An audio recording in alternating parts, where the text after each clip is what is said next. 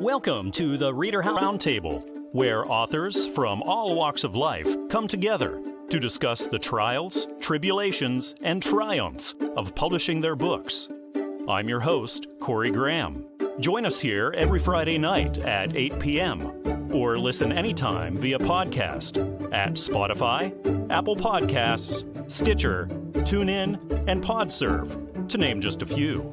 The Author Roundtable is sponsored by ReaderHouse Online Bookstore, where the independent new authors come first. I'm really happy to be talking with author Amy Zopp here at the ReaderHouse Author Roundtable. Amy, welcome to the show. Thanks for being here tonight. Thank you so much for having me. It's my pleasure. You have a new book out in stores right now titled Jake the Super Snake. Can you tell me about it? Yes, it is a children's book, an easy reader for anyone who loves snakes or wants to love snakes, about a superhero snake. Wow, snakes. How'd you get the idea for it? So my son Jacob is 10 now, but a few years ago he was a very reluctant reader. And the only thing I could get him to read were books about snakes. He was obsessed about the animal. So we got all of the nonfiction that we could find, and he basically memorized any fact books he could find. But he would never read fiction because the snake was always the bad guy. And he would say, "Mom, snakes are awesome. They should not be the bad guy in the book." And so one day we were on vacation visiting my parents in Florida, and I just sketched out a series of adventures for Jake the Super Snake, and he loved them. And then we decided to try to publish them. So here we are. Wonderful. Do you plan on this being a sort of a series and publish more? It is actually a series. The second one is almost finished. We're working on the cover design right now, and Jake the Super Snake is going to go to school in the next one and show off a different superpower there. So it'll be fun. That's wonderful. Well, speaking of the cover, the illustrations and everything are really important in children's books. It's just about as important as the words themselves. So what's that process like for you?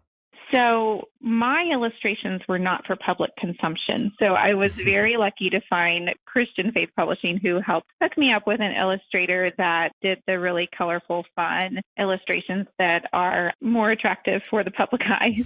But it was really fun working through the text with them and coming up with designs. And my kids actually had some input too. So it was fun. Was this a long process for you, both writing it, illustrating it, and then getting it through the publishing process? So writing it, I literally did in a couple of days while I was with my family at the beach. But then the publishing and illustrating part, I would say, took about a year or so before we were happy with it. And when that day came, it came in the mail, that first physical copy of it, Amy. What was that moment like for you? We were all really excited. We took a picture of my Jake with Jake the Super Snake, and it was just really fun to see it in print. And I'm happy to have it to hand down to my kids, and they can show it to their kids someday. Amy, have you ever done anything like this before when it comes to writing a book or being published? Not really. I taught English, so I've always, loved books. And I write a little bit for my dad. He does sort of like daily devotionals for his company. But not this scale where we're putting it out there for the world to see. So this has been the first experience like that. I'm sure you learned a lot along the way. Amy, do you have any advice that you could give to authors who are just about to embark on this journey as well? I would say just do something that is fun for you and that you enjoy and believe in, and then go from there and worry about the rest sort of as it comes. Like we said, a lot of time and hard work goes into this kind of thing, Amy. So for you, what's the most rewarding aspect of now being a published author? I really love just reading the stories with my kids, honestly. I am a homeschooling mom, and we spend a lot of time with books in our lap and reading both fiction and nonfiction. So it's just been fun to have a book on our shelf that Mommy wrote, and they know the other stories as well. So it's been really fun for them to watch it come to life. Amy, do you ever get hard up for ideas? Do you ever get writer's block or something like that? And then how do you get those ideas coming again? For Jake the Super Snake, surprisingly, it came very easily. I think because I had memorized all the fact books with my son, so I knew all of the fun things that this snake could do. But like I said, this is the first that I've ever tried to do, and I haven't tried to write anything else. So we'll see. We'll see if I do the writer's block thing or not. I think a lot of children, a lot of families are going to love this book. It's titled Jake the Super Snake. It's written by Amy Zopp and is published by Christian Faith Publishing. You can grab this everywhere like Amazon and Barnes & Noble and iTunes and traditional brick-and-mortar stores. Well, Amy, it's been great talking with you here tonight. Thanks again for joining me here on the show. Thank you very much. I love just picking up and going on a nice, long road trip from time to time, and this book really strikes a chord with me. It's Road Tripper's Guide to the United States, Washington, Oregon, Idaho, Montana, Wyoming, North Dakota, South Dakota, Volume 1.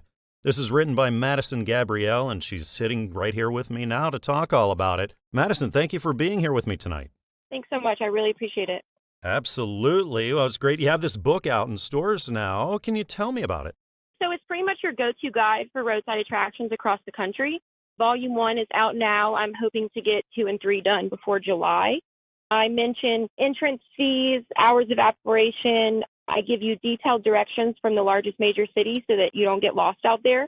I know from adventuring myself that your phone doesn't always work. It could break, it could die, you could lose service. So the directions will really help you get there, in case those things do occur. Madison, what kind of readers did you have in mind when you were writing this? Pretty much anyone that likes adventure. I love traveling, and I would love to inspire others to go out and go somewhere they never thought they'd ever go. So how did this book come about? How'd you get the idea and decide you need to write and publish it? So I really enjoyed adventuring, and kind of sad story. My friend passed away in Canada while I was living in California. So I adventured to the Canadian border to rescue his dog. On the way, I started mapping out little cool places to see. Like in Vermont, I saw the world's tallest filing cabinet. Oh, wow. I saw a Viking tower down in Newport, Rhode Island. And I started noticing there's some really cool stuff to see out there. And I thought, why not make it a guide for other people to use so that they can, adventure there as well. I love it. How long did this take you to write out and then get ready for publishing? 2 years of traveling. So I was living in Washington State. So I drove through all the states included. It took me about 2 years. And then a year and a half of publication. Madison, before Road Tripper's Guide, have you ever written or published? I've written novels before, not finishing them. And I don't know, I just felt like I should try to publish again, and it worked. So here I am today. And how did it feel when you finally got that first hard copy and you got to hold it in your hands for the first time? Bewilderment. I don't know. It was almost surreal that it was actually in my hands. When I first sent off the manuscript, I went to the printing place in Washington, paid $19 to print it out just in paper. And holding it then, was crazy, but actually seeing it, the finished product, was just short of amazing, I have to say. That's great. A lot of people listening right now are authors who are just starting out. They want to publish their first work, too. So, Madison, what words of wisdom do you have now that you could offer them? Just do it. You've put so much effort and so much work and time into whatever you're writing. I feel like it would be a shame not to share it with other people. Don't procrastinate. Just send it in. You never know what could happen. Madison, it sounds like you're finding so many cool, undiscovered places out there that it would be hard to run out of ideas for things. But do you ever run into writer's block or where you just can't figure out what words to put down?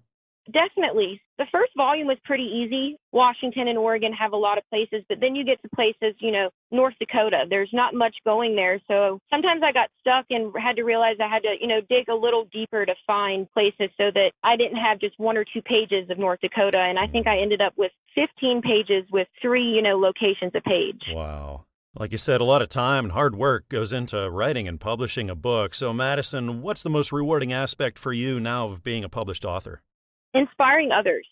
If I can get people to get out of your house and go somewhere and experience the places that I've experienced, I've met so many people and seen so many cool things. And I think that's what's most important, is getting other people out there so that they can enjoy it as well. What are the chances you might venture out into fiction again and publish some fiction in the future?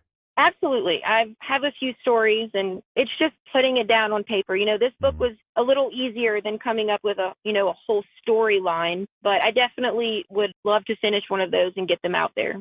I know a lot of people are going to love this book and ought to check it out. The title is Road Tripper's Guide to the United States, Washington, Oregon, Idaho, Montana, Wyoming, North Dakota, South Dakota, Volume 1. This is written by Madison Gabrielle, and it's published by Fulton Books. You can grab this one up everywhere: Amazon, Barnes & Noble, iTunes, Google Play, and traditional brick-and-mortar stores. Madison, thank you again for coming on the show and telling me about your book. I had a great time talking tonight. You as well. Thank you so much. God's Blessings. It's a new biblically inspired children's book out in stores now. It's written by Stephen Spencer. I'm really happy that Stephen is right here with me now at the ReaderHouse Author Roundtable to tell me all about it. Stephen, thanks for joining me. Oh, of course. It's good to be here. That's great. This book is out in stores now. Just wanted to congratulate you for that. Can you tell me about it? Yeah, so this is my first book, a children's book geared towards young believers that are looking to have a nice bedtime story and read along with their family. And it takes them through the Aaronic blessing, which is common in Old Testament and New Testament scriptures. It helps children learn a key piece of God's blessing for his people as they get ready to go to sleep at night. How were you inspired to write this, Stephen? You know, I've always had a very strong relationship with God growing up. I was raised in a Christian household that loved and honored God, and we read this series of scripture often at night. And what I wanted to do is kind of make the scripture come alive and make it geared towards young children by adding some illustrations to go along with it. And the illustrator, Vanessa Ross, who did a fantastic job with the illustrations in this book, really ties in each portion of the blessing that God gives to his people in a way that helps them really make the book come alive. You mentioned the beautiful illustrations that were done by Vanessa. Can you tell me how that process came about? Oh, yeah. So Vanessa and I, we actually met virtually in the midst of the COVID-19 pandemic. And I was actually seeing some of the illustrations she was doing for her congregation. And I saw some thumbnails and I reached out to the Messianic rabbi that was overseeing this congregation and connected with her. We got to talking and we talked about the vision that I wanted to show through the book. And she was able to really make some great illustrations that helped bring each page, each part of the blessing to light. Was God's blessing something that took you a long time to write and get illustrated and then put through the publishing process? You know, I had the vision in my mind of what it should look like. And of course, you know, with the illustrations, that's always a process when it comes to making sure that each and every piece is exactly the way it needs to be for the readers that are going to be enjoying this book. But the process, it went rather smoothly. It took only a few months to get taken care of, and then we reached out to Covenant Publishing and went from there. And there's nothing like getting that finished product in. What was that moment like for you, Stephen, when you got that first hard copy in? Oh, it's fantastic. I mean, being able to look at the book and make sure that all the pages are looking right and the words are spelled correctly and every illustration is the way it should be. Beyond that, just knowing that this is going to be something that blesses other families for years upon years to come, maybe something that they can pass on even to their own children. That was truly the blessing for me on my end, thinking about the impact that it will have on other families. What are the chances then we'll be seeing more from you in the future? Oh, very great. I'm already in the works of my next project and looking forward to dishing that out soon. But for now, I'm just very excited to be sharing God's Blessing children's book with other families right now. But yes, there's definitely more to come. Fantastic.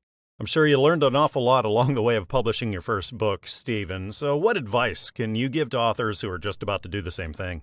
I would just say that for publishing, it's definitely a process and you need to respect the process. It takes time to make sure that the project is done right. And it is important to make sure that it's done right because this is going to be something that is on the bookshelves of other families for years and years to come. And so I would just say just attention to detail is key, but also beyond that, thinking about your audience, thinking about, those that will be reading this book. Can they connect with the words on the pages? Especially for young readers, is it something that, as they're learning to read, can they follow along with the words of the pages as well and eventually read it and pick it up for themselves and make it one of their first reading endeavors? And so that was something that I wanted to do. It's something that not only kids can enjoy, but the families, the parents, brothers, sisters, uncles, aunts, grandmas, grandpas can enjoy too. It's a way to connect people with our God through Scripture. I know a lot of people are going to get a lot out of this book. It's titled God's Blessing. It's written by Stephen Spencer, and it's published by Covenant Books. Of course, you can grab this one up everywhere, like at Amazon and Barnes & Noble and iTunes and traditional brick-and-mortar stores. So, Stephen, thank you again for coming on the show and telling me about God's Blessing. I really enjoyed our time. Thank you, sir. Author Donna Belgrove has written a new book that aims to encourage readers to remain steadfast and unmovable in their faith in God. The book is titled, I'm Still Standing, and Donna is talking with me now all about it. Welcome to the show, Donna. Thank you for joining me. Thank you for having me. It's a pleasure to have you. Can you tell me all about I'm Still Standing? What can readers expect? I'm Still Standing, first of all, is an inspirational book with the intention to educate, to empower, to inspire, to encourage the wounded and the battered soldier, both in the body of Christ as well as out of the body of Christ. And this book is a statement or rather a testament to the power of God with emphasis on thankfulness and determination. And there is a powerful message of hope that readers will find strength during their valleys of life or their storms of life. This book contains some testimonies where I myself have encountered many challenges myself as a believer in Christ. I spoke about some of this in the book with some near-death experiences by a spiritual wickedness. Ephesians 6:12 says that we wrestle not against flesh and blood, but against principalities and powers and spiritual wickedness in high places. So I have encountered some of these things, and I understand that, when you go through these things, N-O, does not take us to our final destination, but it means the next opportunity. And so I did not give up. I remain standing solid on the word of God in spite of what I've been through. Doors were slammed in my face. Fear, I've encountered fear.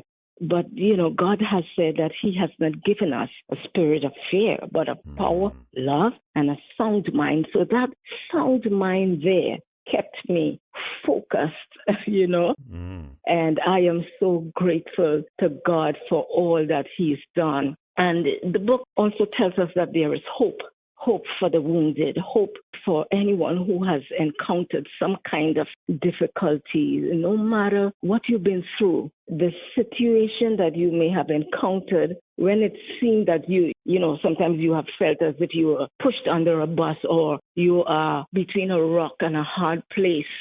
You must understand that you can stand. We must understand that we can stand with God on our side, with God in the ship. Donna, what sparked you or inspired you to write this book? My situation I have encountered inspired me. My children inspired me. Some struggles that I've been through. And I said, you know what? I want to be a great help to someone else, to help them and to take them through a place and to help them to understand that the God that we serve, he's well able to do, as the word rightly says, to do exceeding abundantly above all that we can ever ask. And that was my greatest inspiration, really, in writing this book.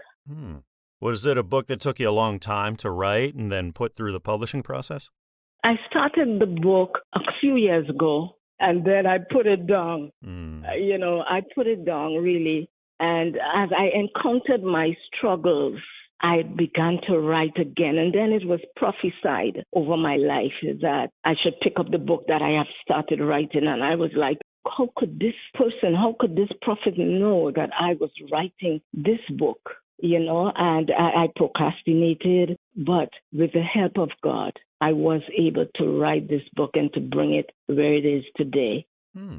I think a lot of people are going to be helped out and encouraged by Donna's book. It's titled, I'm Still Standing. It's written, of course, by Donna Belgrove, and it's published by Christian Faith Publishing.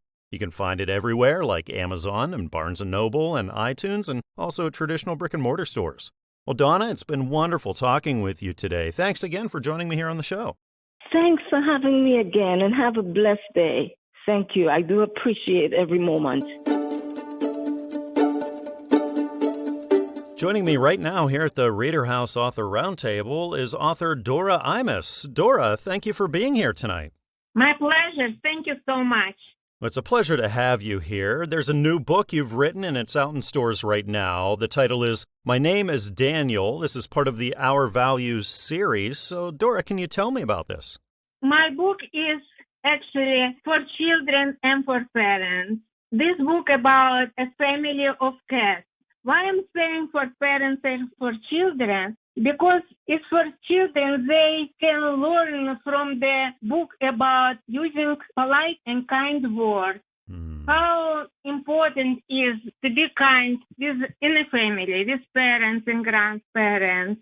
And why for parents? Because they will see the easiest way how to teach their children about respect and family relationships. I think it's very important. Absolutely is important. So how did you get the idea for using the story of the cats to teach children?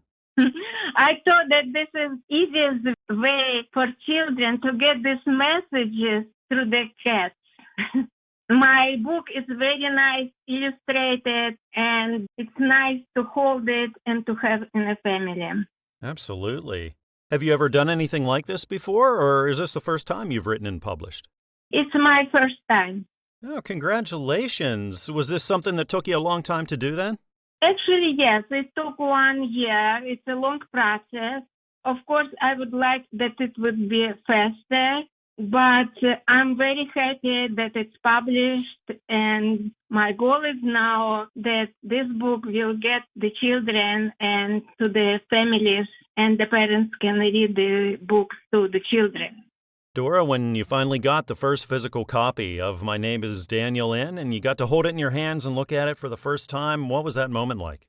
I was very happy. It's like my child. I spent a lot of time, energy, money to get my book, and I had my thought to send this message to be kind and polite in a family to the children, and so I was able to do this, and it's done. I'm happy about this.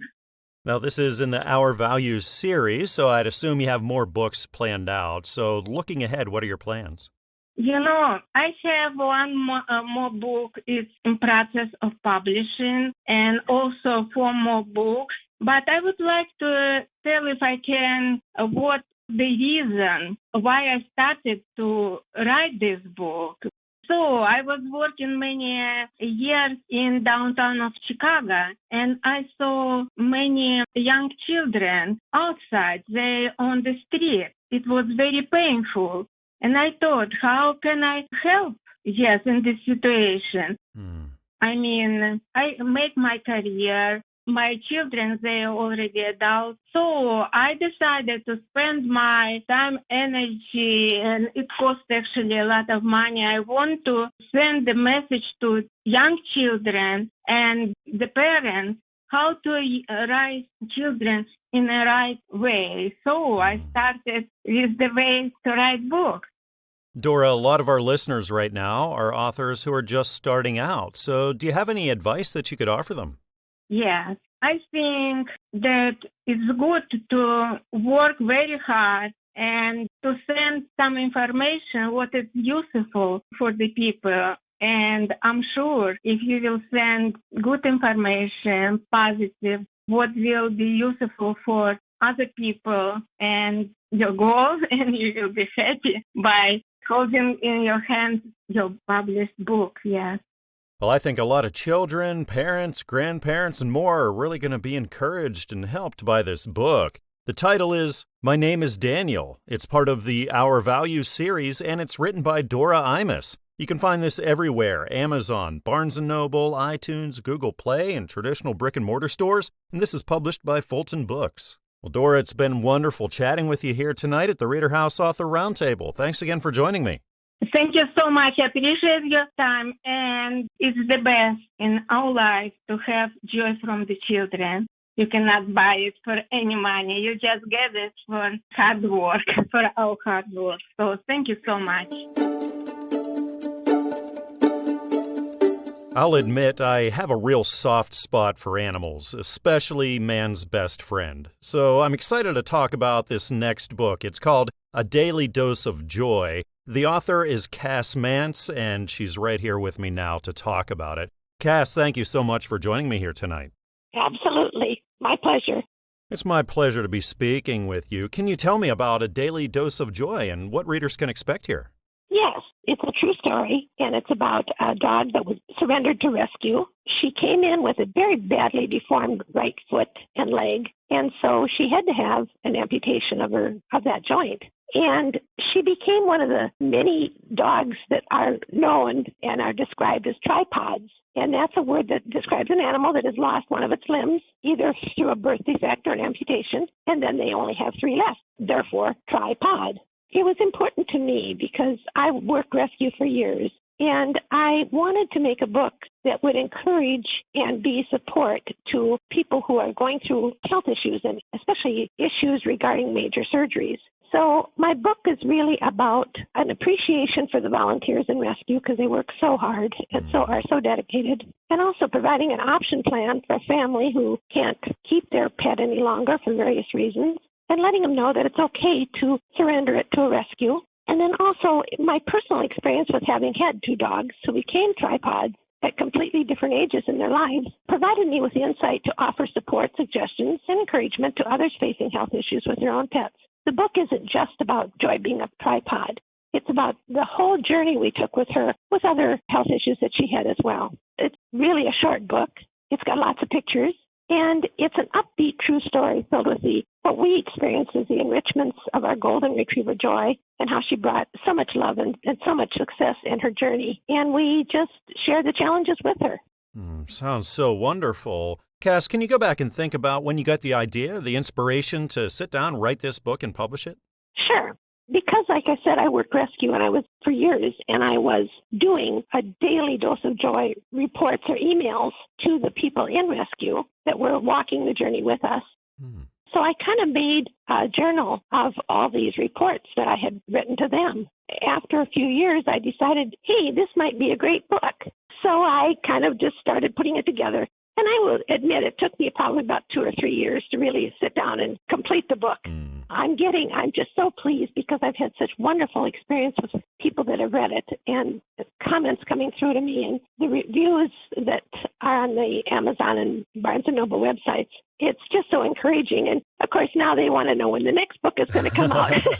That was my next question. When is your next one coming out? I think we're going to wait a long while for that. I figure I started this book when I was probably 75 or 76 years old, and it's a lot to take on. I have a husband that's a stroke survivor, so I'm a sole caregiver for him.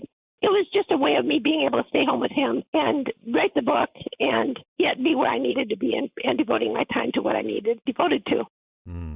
Then, Kas, I can only imagine that moment when you got the first hard copy of A Daily Dose of Joy in, and you got to hold it in your hands, you got to look at it for the first time. What was that moment like for you? Didn't you hear me scream and yell and jump? I'm surprised if you didn't, because it took about a year to get it published. And I feel so strongly that I went to the right publisher, because Covenant is fantastic to work with. And I just really had all my questions and concerns addressed, and it turned out perfect. It just turned out perfect. And it was quite an experience when it arrived in the mail, believe me. And I also said to myself, Kas, you really did this.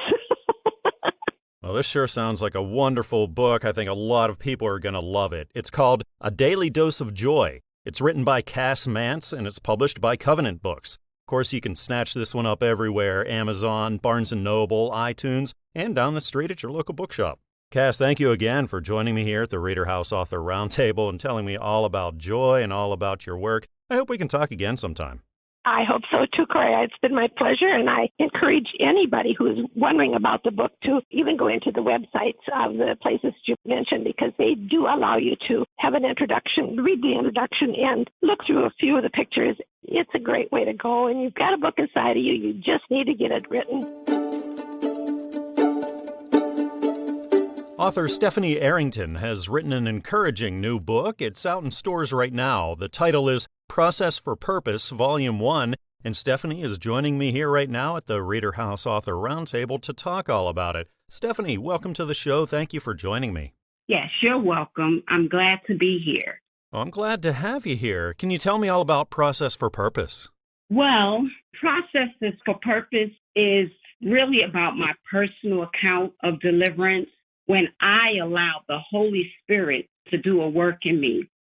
And in my book, I express what was and still is required of me to walk in the path that God has purposed for me. I also emphasize that in order to reach your God-given destiny, you have to go through a process. And I truly believe that this process will bring about a drastic change in your life and the life that you were designed to live and your purpose in your life. Stephanie, how were you inspired to write this? What gave you the idea to write out your story and tell it to the world? Well, because I am a minister and I am in ministry, and it was part of the call that I have on my life. What inspired me was my life experiences and knowing that I have seen a lot of people experiencing similar things that I have experienced. And I believe that, I wrote this book because I want to help others understand their process and also have an impact on other people's lives as well. Were there specific readers that you were reaching out to with this? Well, basically, it's for all readers, but being that my focus in ministry is women and women who are hurting from whether it's childhood hurts, past traumas, any type of things they have went through, and be able to minister to them to bring healing in their lives. And through my experiences, I believe my experience will speak to others that have went through similar experiences as I have. Stephanie, was this a book that took you a long time to write, then put through the publishing process? Yes. Funny you ask that because my book was written years. The manuscript was written but was not published until maybe 5 years later. And when you finally got that first copy then in your hands after all that time, Stephanie, what was that moment like for you? I could breathe. And it was a sense of fulfillment because I finally finished it, because it was a struggle, because reliving past experiences, it seemed like you're going through those experiences again. Have you ever written or published a book before this, Stephanie, or is this your first one? No, it's not. Well, this was my first book that I did a manuscript on. My first book that I published was self-published. And I was encouraged to publish it by my literary agent years ago with Christian Faith Publishers. It was just a pamphlet that I created through my research that I would give to people. I only gave 2 people in my lifetime, the Tallit, the prayer shawl. So I created like a booklet to go along with it. And it's called Tallit, Prayer Shawl. It's about prayer, faith, and the power. And this book addresses what is a Tallit, what does it represent, who wore the Tallit, and why was one worn, and why did the woman with the issue of blood touch Jesus' garment. And in this book, I give the readers a deeper understanding of what the Tallit is and the symbolic meaning of the garment worn in the Old and New Testament, and even how it is used in present-day cultures and ministries as well today. A lot of people who are listening right now, Stephanie, are authors who are just starting out. They haven't been published yet, but they want to be. So what advice could you give them? I would tell those listening, just write. If you're called to write and there's a book in you that needs to be birthed out, just write. And I truly believe that God will lead you and guide you on what to write and that it will impact someone's life, especially if you have a story. Tell your experience because believe me, it will impact the lives of others. I think a lot of readers are going to be helped and encouraged by this book. The title is Process for Purpose, Volume 1. It's written by Stephanie Arrington and it's published by Christian Faith Publishing. You can grab this one up everywhere like Amazon and Barnes & Noble and iTunes and traditional brick-and-mortar stores. Well, Stephanie, it's been great talking with you here tonight. Thanks again for joining me on the show. And thank you so much for this opportunity. I really appreciate it, and I'm grateful and honored. This is the story of 2 very special twins. It's titled The Little Yellow House at the End of the Road. The book's written by Daniel E. David, and Daniel's right here with me now to chat all about it. Daniel, thanks for being here. It's good to be here. It's great you have this book out in stores right now, The Little Yellow House at the End of the Road. Can you tell me about this? Well, there's so much to the book. It's hard to break it down, but I can tell you it's a story of two children, Alexandra Ibuki Andropoulos and Daniel Jordan Doberstein, who, after having been raised as twins, were separated, except for fun weekends, at the age of 3. 15 months later, at the tender age of 4, their mothers, with no warning, are faced with the challenge of running a thriving international business on their own. The children are completely separated, which unfortunately leads to complete and unforeseen estrangement of the two. 5 years later, a phone call from halfway around the world changes everything, and Alex and Danny find out they're going to have to share a bed together. Neither of the two remember the other. Selfish attitudes prevail. Their first encounter in 5 years takes a decidedly nasty turn. A truce is worked out, and the rocky friendship restarted. Fate has decreed that they are to spend 7 days together. They will have 7 days in which to rekindle the bond that had previously united them. The bond purposely broken 5 years earlier and now forgotten. That's basically the whole idea behind the book, is these two kids are going to get together again, and neither of them are aware of the other. They just forgotten. When Alex broke the bond, it was as past disappeared for both of them. There's a lot of backstory after this, and then the 7 days that the children spend together is just a chaotic time that kids have, doing the things that kids do. And it's kind of interesting. I'm 84 years old. I came up in a time when we did outrageous things. We just had a really great time going through high school and everything. And now it's like people are practically prisoners in the city, almost locked up. Well, they're locked up with COVID. But people need to read this to see what kids actually are like. What kinds of readers do you think would really be into it? I think mothers who have raised children would really get a kick out of the book. It's written such that from junior high on up, young adults, whatever, but anybody could read the thing. It's written in simple, English, no big words. If there are big words, I took the time to explain them. Anybody could read it. Is this the first time you've written or published a book?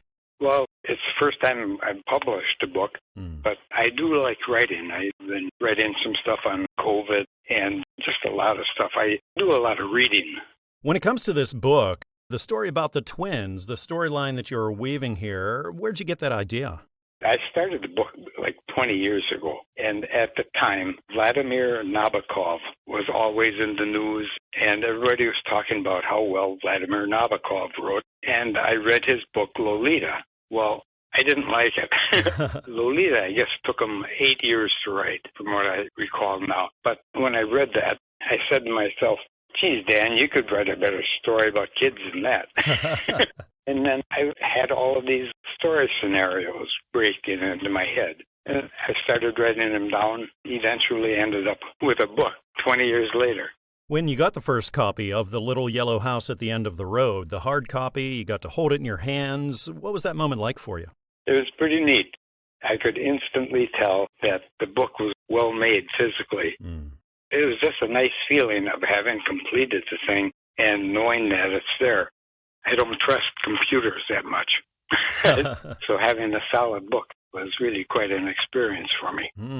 I think this is a book a lot of people are going to really love. It's titled The Little Yellow House at the End of the Road. It's written by Daniel E. David, and it's published by Fulton Books. Grab this anywhere at Amazon, and Barnes & Noble, and iTunes, Google Play, and traditional brick-and-mortar stores. Daniel, thank you again for joining me tonight, telling me all about your book. I hope we can do this again. Well, Corey, it would be kind of neat, yeah. I enjoyed it immensely here, and I hope everybody enjoys the book as much as I did. I read it all the time. The Scissors Ketchup Man. I love the name of this book. It's the new one out right now by Sandra A. Holmes, and I'm speaking with Sandra right now. Sandra, thank you so much for joining me here at the ReaderHouse Author Roundtable. Oh, thank you for inviting me to come.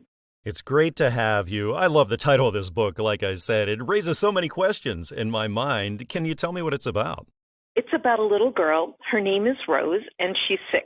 And it takes place during the first week of school as a first grader. The story is basically about problem solving and learning to ask for help and recognizing that even a very small act of kindness can make a very big difference in your life. So here's this little girl who loves ketchup. I truly mean loves ketchup. Rose is accustomed to eating at home, so she always has had her own package of ketchup, little dish or whatever. She remembers that from the year before when she went into the cafeteria, they had large ketchup bottles and it was no biggie. You just squirted it on everything and away you go. But this year, the school has changed and they now have ketchup packets. Not a big deal. She's used to packets. So Rose goes on over, covers her tray in packets because packets don't have very much ketchup, and attempts to find the little clipped part where you pull. And she can't find it. And then as she's watching the second grade table and this one girl who's having difficulty just like she is, she sees this wave come up from the second grade table. All the kids have their hands up, and she's wondering, what is going on? Well, this older gentleman comes into the lunchroom, and the kids are chattering at him, and she thinks, boy, they must know each other really well, and all of the kids are talking to him. He must be their friend. And then she watches as he pulls out a little Ziploc bag, the safety scissors, and he snips open the top of each and every ketchup package. He's the Scissors Ketchup Man. And he is a volunteer who comes in on days when there's meals, when there's going to be ketchup for the first and second grade table. There's all kinds of things that are true to childhood and what happens, and she makes up songs about ketchup and just little things, that are true to life for a 6-year-old. How long did this take you to write and then put through the publishing process, Sandra? The story actually started, I'm going to say in my head, back in the 1990s.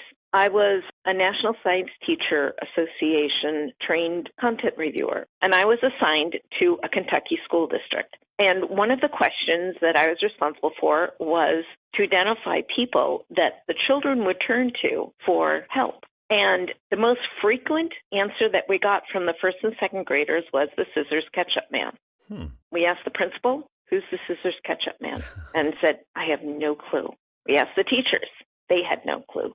We asked the janitor, because oftentimes janitors are right up there with the little kids. Nope. Finally, we sat down in the cafeteria and had lunch at the same time that the first and second graders were. And the Scissors Ketchup Man walked in. And the kids greeted him as the Scissors Ketchup Man. Presto, we had our answer. This gentleman was the person that the kids knew they could ask a question, and he would answer it as truthfully as he knew. And if he didn't, he would say, oh, you need to ask so-and-so. And I thought that would make a cool story. So over the next 30 years, I've written this story 100 times in my head. And then, like I said, my one granddaughter loved ketchup. And until she was 4, pretty much you couldn't get her to eat anything unless it had ketchup on it. And for the name Rose, all of my granddaughters have the middle name Rose in honor of my mother-in-law. Her middle name was Rose. And 2 of my favorite university students married, and their first daughter is named Rose. Her birthday is one day before mine. So I decided that Rose would be a great name. There's a lot of different unique cultures in our family tree. And Rose was a name that could reflect all of that. Sandra, have you given thought to writing a follow-up maybe to this or writing another kind of book? Actually, I have a second book that's been accepted for publication. Wonderful. It's called 2 Licks and the Magic Couch. I love it. And I know a lot of children and families are going to love The Scissors Ketchup Man. It's written by Sandra A. Holmes, and it's published by Newman Springs Publishing. Of course, you can pick it up everywhere like Amazon and Barnes & Noble and iTunes and traditional brick-and-mortar stores. Well, Sandra, thank you so much for stopping by the show and telling me all about The Scissors Ketchup Man. I hope you can stop by again and tell me about the next one. Oh, well, thank you very much, Corey. It was very nice being here today. Thank you. Sitting down with me right now here at the ReaderHouse Author Roundtable is author Gerald Inmon. Gerald, thank you for being here with me tonight. Hey, thank you for calling. I'm so excited to tell ReaderHouse Author Roundtable about my third book, Forest Prayer. Indeed, the name is Forest Prayer. It's out there in stores right now. So can you tell me what it's about, Gerald? Yeah, Forest Prayer is about a little boy growing up and older while looking for the Lord. Jerry is the protagonist. He's not necessarily Gerald. And he's also infatuated with the woods and the wildlife, thus the title of the book, Forest Prayer. To tell you just a little bit, he starts out with two mentors that I like to call his most characters. And one is his grandfather, who's a Baptist preacher. The other is his great uncle, his grandfather's brother. And he's a logger that the little boy goes to work for. And he's an agnostic, so he presents the other side of life. So Jerry's hearing it from both sides. When they die off, Jerry continues to struggle to trying to escape the worldly perspectives on everything during Vietnam and forestry school and work with the Forest Service all over the country. But he comes up with a good Christian wife. He becomes his soulmate. And what kinds of readers did you have in mind when you were writing this? Who would you say is your target audience here? Thanks for asking that question. Whether people are saved sinners or just folks I wish to become my Christian sibling, Forest Prayer will be entertaining and educational for all of them, I think. Since I wrote it as a Christian ministry, I hope it reaches anybody who needs to learn the good news of the gospel. You know, I took to heart the good book's direction, not to take anything away from the word or add anything to it. But by incorporating my experiences over my 76 years of awesome life, I've twisted and tweaked many of my own experiences into being more interesting, more humorous, more dramatic, more horrible than they really were, sort of to make a parable, you know, like the Bible has some of these sorts of parables. So in my unique genre of faction, it's going to be a fun read for anybody. And there's nothing like seeing that finished product, you know, after that time and hard work that you put into writing a book. Gerald, what was that moment like for you when you got the first copy and got to hold Forest Prayer in your hands for the first time? Oh, well, the first one, let me go back to the first one. The first one I thought I was a big shot when I got it in my hand. But then I realized without marketing, nobody knew who I was. But for this third one, Forest Prayer, I recall the way it hit home, how much I hated marketing. And I like things like this interview, and I love giving readings. But seriously, if you want a bullet statement, I'll put Forest Prayer up against anybody's book. Hey, if you'll let me prove that to you, I offer right now to give you a one-page reading from Forest Prayer. Are you game? Absolutely. All right, here's the beginning of one of the chapters, about halfway through the book of Forest Prayer, and the name of it is Forestry School. It's when Jerry's just old enough now to go off to forestry school. Trying to rationalize my usual kind of thinking, it stood to my reasoning that God might just want some of us to become bivocational foresters and wildlife biologists. After all, he did arrange that first unforgettable encounter in Eden to have the first man on earth deal with an apple tree and a serpent, not to mention a woman. Nevertheless, I'm sure I should have known myself well enough not to be frolicking very far from the forestry school back 40. I could have been fulfilled out there searching for some kind of Jacob's ladder tree to climb. But oh no, I decided to give the old Satan snake some slack instead of a good slaying at my first opportunity. It encouraged me to follow others. I should have remembered Romans, where it says not to copy the behavior of customs of the world, but to let God transform us by changing the way we think. If anybody there had really known me, they'd have known the fraternity scene wasn't going to be my thing, but surely this one was going to be different from those. After all, it was at least an agriculture and forestry fraternity, so I let old Lucifer's minions talk me into checking it out. Little did any of us realize my first and last one-time encounter with such a social line experience, such as this affair, was going to produce such a classic joke, much less flourish into full-fledged forestry folklore. You see, our assignments of blind dates for the evening would come by way of withdrawing the common names of trees from a hard hat, determining who'd be randomly matched with who from nearby Mississippi State College for women. The young ladies would draw those trees corresponding scientific names from another hard hat. It all sounded like a great plan to me at first. While the scientific names were Latin-like, no one was expecting the girls' pronunciations of them to be very good. To find their dates, they would just call them out as best they could, bless their little hearts. When my name came, I drew pitch pine from my hard hat. And with the scientific name of Pinus rigata, I guess I should have known my date would be running around the room inquiring, who's got the penis rigid? I think a lot of my listeners are going to want to check out this book. The title is Forest Prayer. It's written by Gerald Inmon and is published by Christian Faith Publishing. You can find this everywhere. Grab it on Amazon, at Barnes & Noble, on iTunes, and also at traditional brick-and-mortar stores. Well, Gerald, thank you again for joining me here today, telling me all about Forest Prayer and all your other work. I really enjoyed our time. Well, thank you. I did too. We hope you enjoyed this edition of the ReaderHouse Author Roundtable, where authors from all walks of life come together to discuss the trials, tribulations, and triumphs of publishing their books. We hope to see you back here every Friday night at 8 p.m. or listen anytime via podcast at Spotify, Apple Podcasts, Stitcher, TuneIn, and PodServe, to name just a few. The Author Roundtable is sponsored by ReaderHouse Online Bookstore, where independent new authors come first.